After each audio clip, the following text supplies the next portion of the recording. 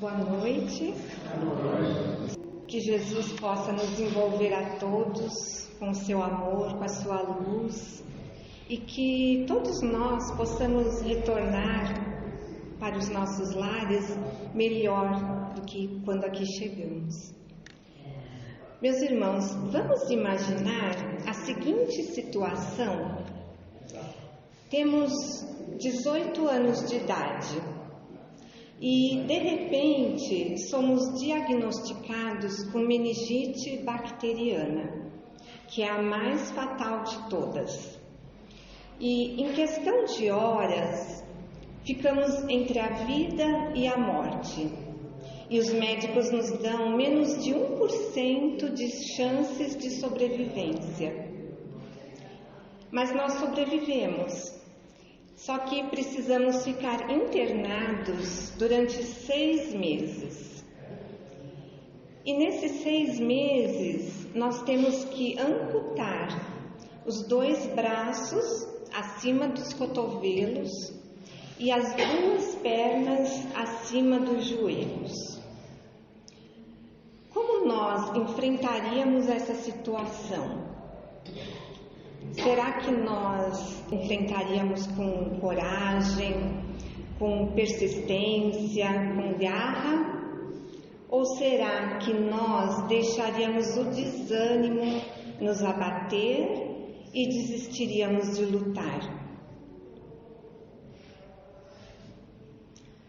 Peguei pesado demais? Realmente. Mas, meus irmãos, isso foi exatamente o que aconteceu com Pedro Pimenta em 2009, um rapaz de 18 anos.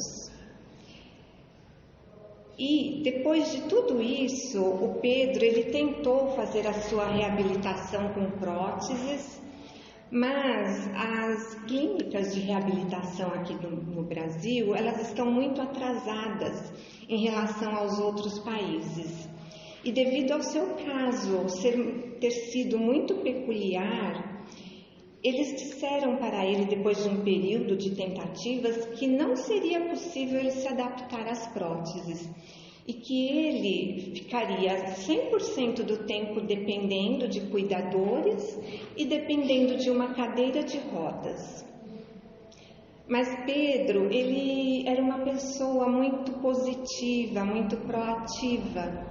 E aí ele começou a frequentar feiras, congressos, referente a próteses.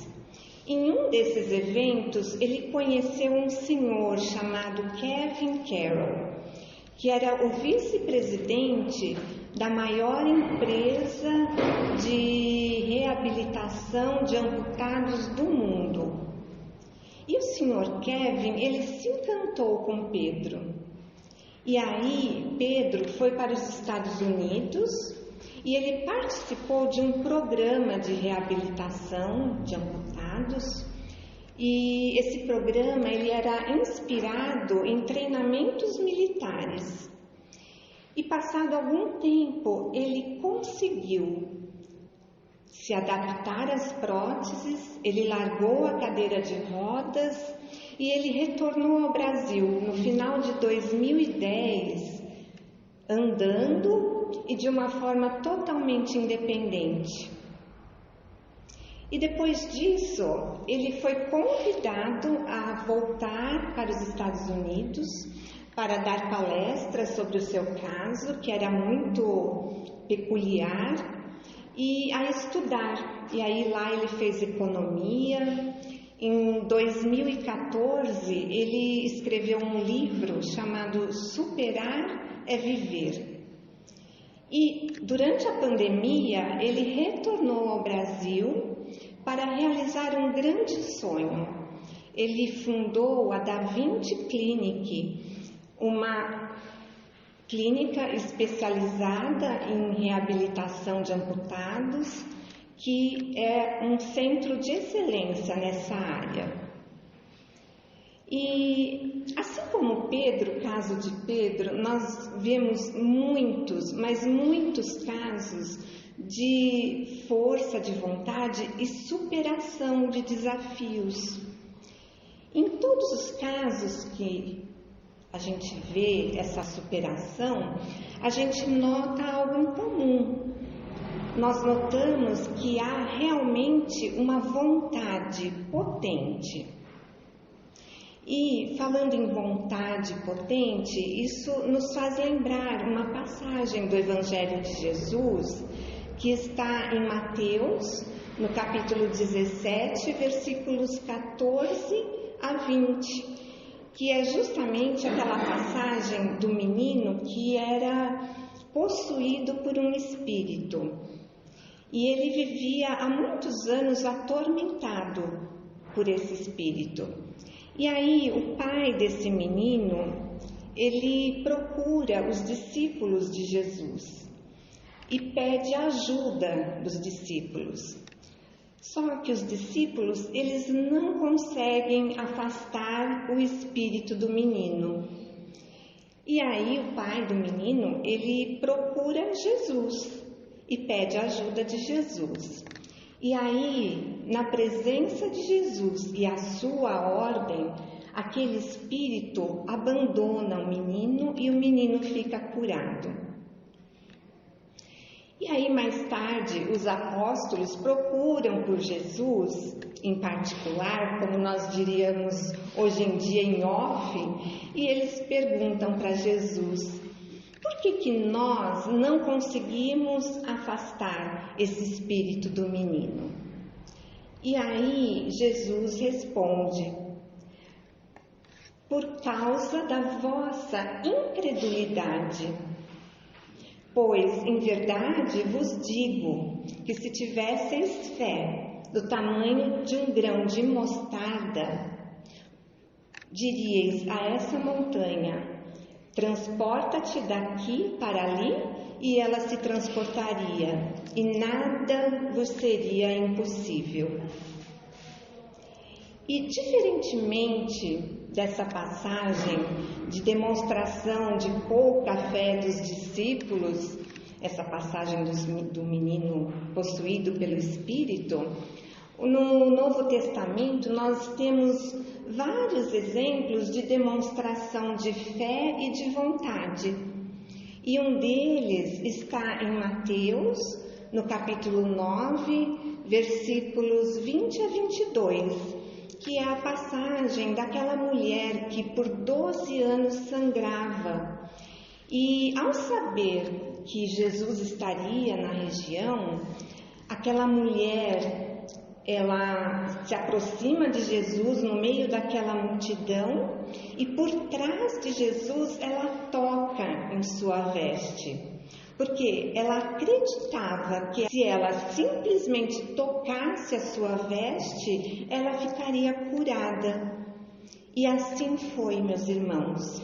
Ao ser tocado, Jesus sente que dele saiu uma virtude. E ao identificar a mulher que o tocou, ele diz: filha, tem ânimo, a tua fé te curou. E qual é o tamanho da nossa fé, meus irmãos? Qual é o tamanho da nossa vontade? Leon Denis, ele foi um grande apóstolo e consolidador do espiritismo após a morte de Allan Kardec. E em 1908 ele escreveu o livro O Problema do Ser, do Destino e da Dor. E nesse livro tem um capítulo que se chama Vontade, onde ele nos transmite o poder da vontade. E Leon Denis, ele diz assim: querer é poder. O poder da vontade é ilimitado. O homem consciente de si mesmo, de seus recursos latentes, sente crescerem as suas forças na razão dos seus esforços.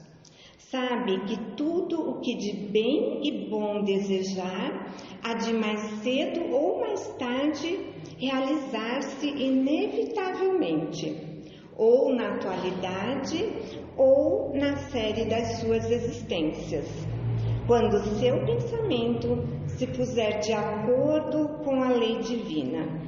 E é nisso que se verifica a palavra celeste: a fé transporta montanhas. Ou seja, o que ele está nos dizendo com esse texto? Ele está nos dizendo que nós somos capazes de tudo. E ele continua dizendo: a vontade é a maior de todas as potências, é em sua ação comparável ao ímã. Então, através da nossa vontade, nós temos a capacidade de atrair ou de repelir pessoas e situações em nossas vidas. Mas vocês repararam que nessa frase Leon Denis disse: tudo o que de bem e bom desejar há de um dia se realizar. E ele falou também: quando o seu pensamento se puser de acordo com a lei divina. Então, para que a nossa vontade se realize, a nossa vontade ela tem que estar o quê? Alinhada com os propósitos de Deus. E o que nós precisamos fazer para alinhar os nossos propósitos aos propósitos de Deus? Nós temos que domar as nossas más tendências, as nossas más inclinações. Ou seja, nós temos que conhecer e trabalhar os nossos defeitos, as nossas imperfeições. E Allan Kardec, ele fez essa pergunta aos espíritos no Livro dos Espíritos, é a questão 909. Poderia sempre o homem, pelos seus esforços, vencer as suas más inclinações? Ou seja, ele está perguntando assim: é fácil ou difícil mudar? O que vocês acham? É fácil mudar? É difícil, né? A gente tem muita dificuldade em mudar, né? Mas vocês sabem o que os espíritos responderam para o Kardec? Eles responderam assim: sim, é fácil mudar. E frequentemente fazendo esforços muito insignificantes. O que lhes falta é a vontade. Quão poucos dentre vós fazem esforços. Olha que constrangedor para a gente. Eles estão dizendo que mudar é fácil, só que nós não colocamos o empenho necessário para que essa mudança aconteça em nós. E a vontade, ela é o principal atributo do espírito. E Leon Denis, ele continua assim: o uso persistente, tenaz da faculdade soberana da vontade permite-nos modificar a nossa natureza, vencer todos os obstáculos, dominar a matéria, a doença e a morte. Vejam só a capacidade da nossa vontade. E vontade é diferente de querer. Querer é algo estático. Então, eu quero uma casa nova, eu quero um carro novo, eu quero um celular novo, eu quero um mundo melhor. Mas a vontade, ela é a força motriz, ela é aquilo que nos impulsiona a fazer alguma coisa para nós atingirmos aquele determinado objetivo. E Leon Denis disse: o uso persistente e tenaz da vontade. O que é tenaz? Quem aqui nunca usou a cola tenaz? Tenaz é resistente, é que suporta grande pressão sem se partir. Por isso o nome cola tenaz. E é assim que tem que ser a nossa vontade. Tem que suportar as grandes pressões da vida, dos nossos desafios, das nossas dificuldades, dos nossos problemas. E além da vontade, todos nós fomos dotados de uma outra arma poderosa. Vocês sabem qual que é essa arma? A fé também é uma arma poderosa, com certeza. Mas eu estou me referindo ao pensamento. O pensamento, ele é energia.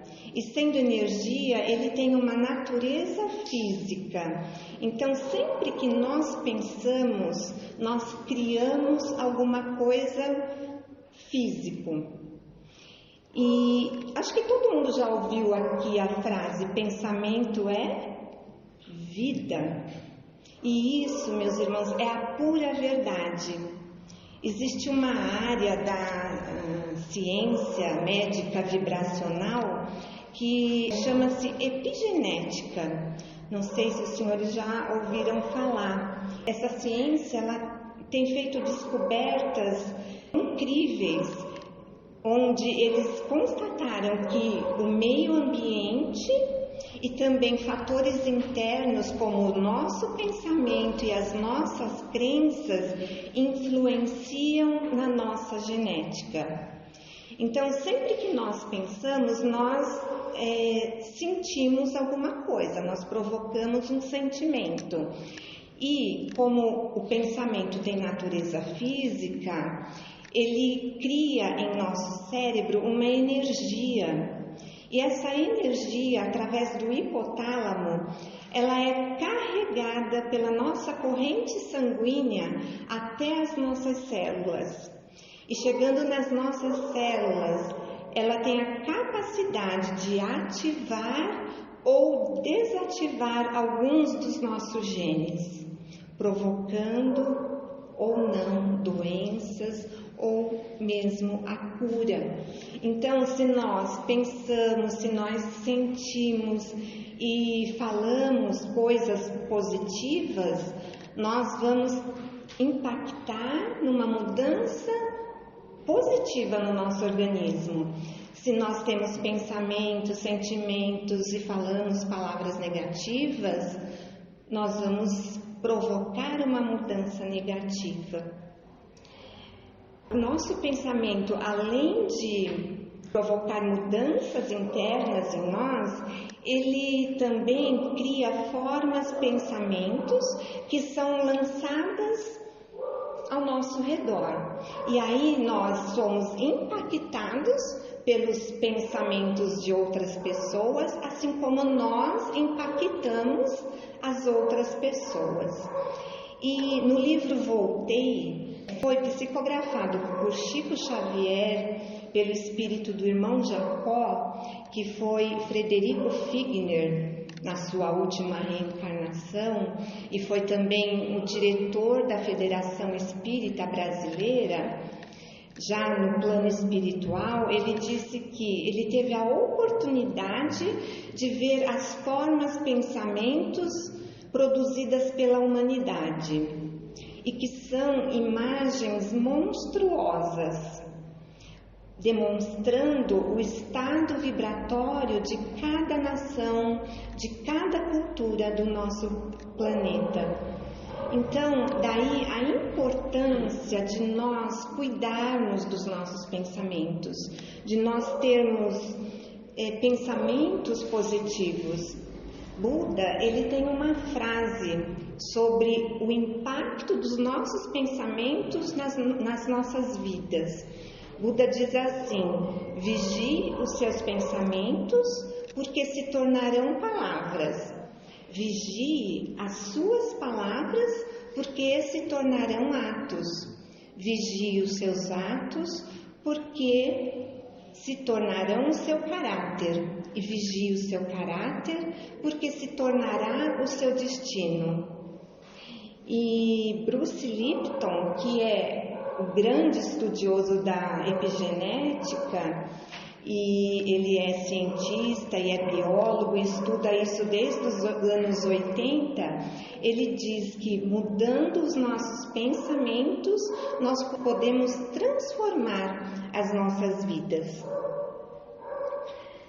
Tudo isso, meus irmãos, para dizer que o pensamento e a vontade são potências da nossa alma, são recursos que foram disponibilizados por Deus na nossa criação, a nosso favor, para fazermos uso de uma forma positiva, e o nosso pensamento e a nossa vontade nos dá possibilidades infinitas de criação, de desenvolvimento e de bem-estar, como nos disse Leon Denis e como a ciência vem comprovando através da epigenética.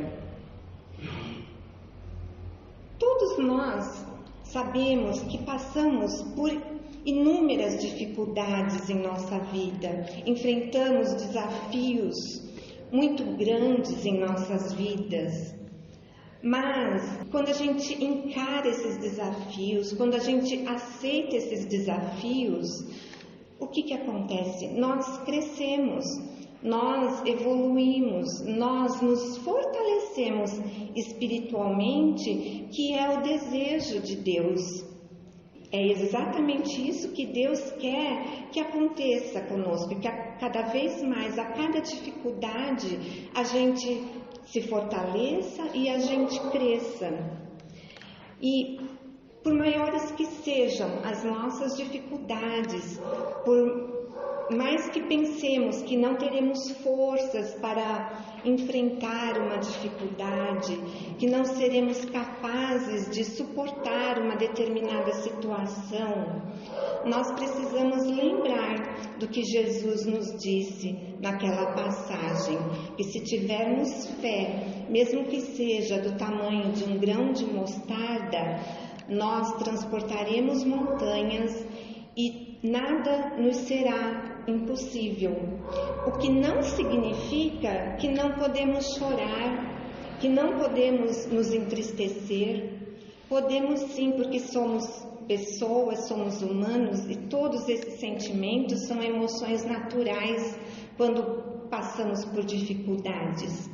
Mas passado o nosso tempo de tristeza, de choro, de luto, que a gente possa se refazer, que a gente possa fazer uma oração a Deus pedindo forças, pedindo proteção, e que a gente possa se reerguer, como diz aquele trechinho daquela música: levanta, sacode a poeira e dá a volta por cima.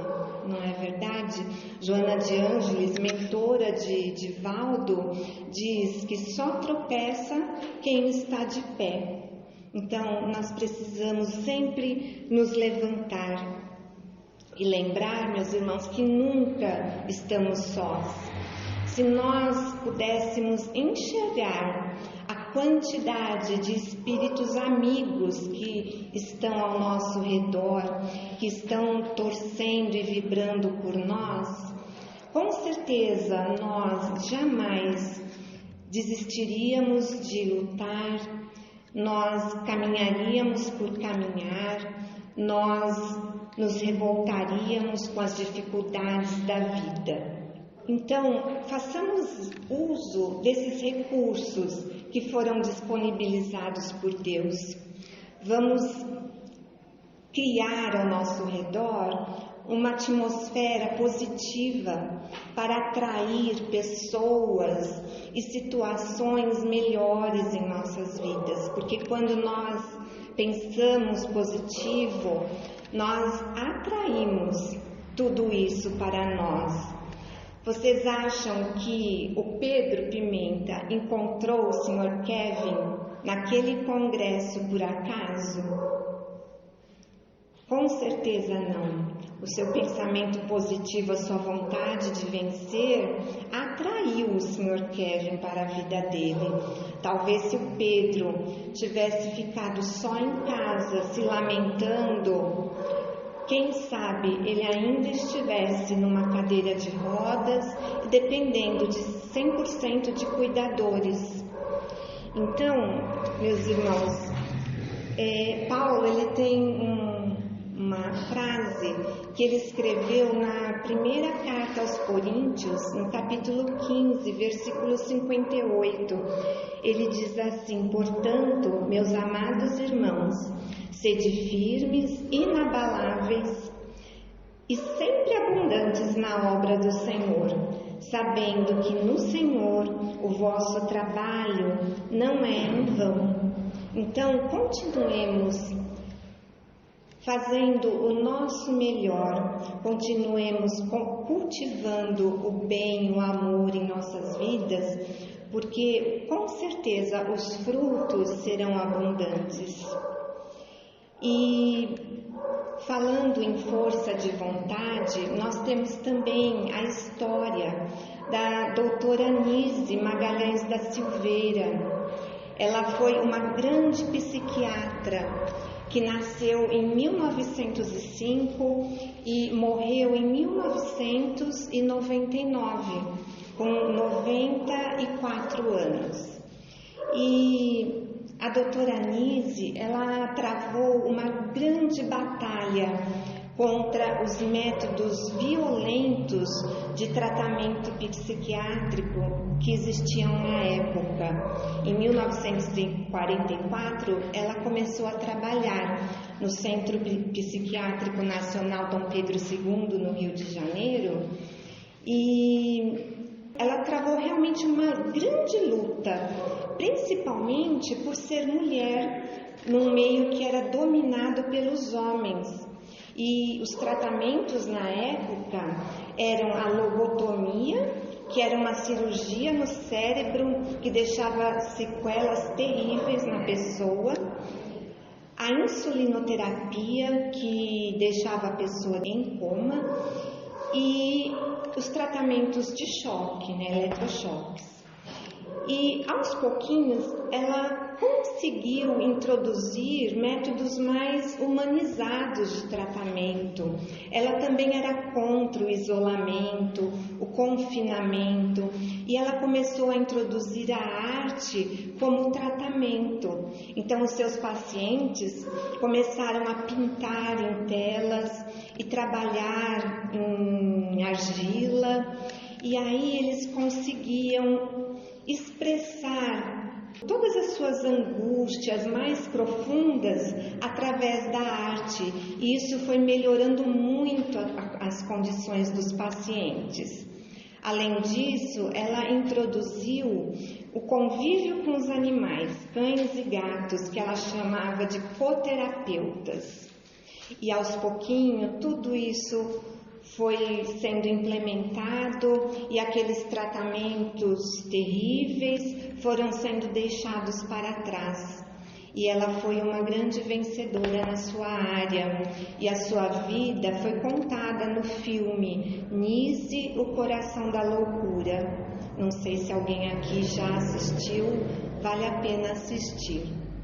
Então, as histórias de vida da doutora Anise e do Pedro Pimenta, elas demonstram para nós a importância da resiliência, a importância da persistência, do pensamento positivo e da vontade para superar os obstáculos da vida, os desafios da vida e para a conquista dos nossos objetivos. Todos nós fomos dotados do pensamento, que é a energia criadora, e da vontade, que tem poder ilimitado. Então, que possamos fazer uso desses recursos, mas de maneira positiva e sempre em concordância com as leis de amor e de justiça de Deus. E agindo dessa forma, com certeza, nós atingiremos tudo aquilo que nós desejamos, desde que esse nosso desejo, essa nossa vontade tenha energia e constância. Então, quando as coisas estiverem assim difíceis demais, que a gente lembre das palavras de Jesus, de que nada nos será impossível, desde que tenhamos a fé do tamanho de um grão de mostarda. Se por vezes, meus irmãos, nós pensamos em desistir, achando que as coisas estão duras demais, que a gente possa se lembrar que Deus e Jesus, como bom pastor que é, nunca desistem de nós. Que possamos então orar pedindo forças a Deus, a Jesus, aos nossos mentores e amigos espirituais. Que possamos pedir ajuda aos nossos amigos encarnados, mas jamais devemos desanimar e desistir de lutar. Devemos sempre prosseguir com fé, com coragem, no bem e no amor, porque somente o bem e o amor são capazes de nos trazer a felicidade e a paz verdadeiras. Eu gostaria muito de finalizar com um trecho daquele capítulo Vontade do livro do Leon Denis. E ele diz assim, meus irmãos: despertai de vosso pesado sono, rasgai o véu material que vos envolve, aprendei a conhecer-vos, a conhecer as potências de vossa alma e a utilizá-las. Todas as vozes da natureza, todas as vozes do espaço vos bradam: levantai-vos e marchai. Apressai-vos para a conquista de vossos destinos.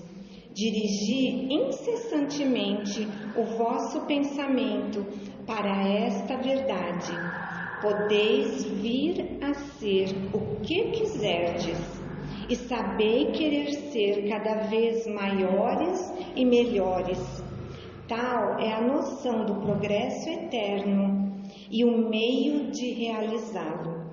Tal é o segredo da força mental, da qual emanam todas as forças magnéticas e físicas.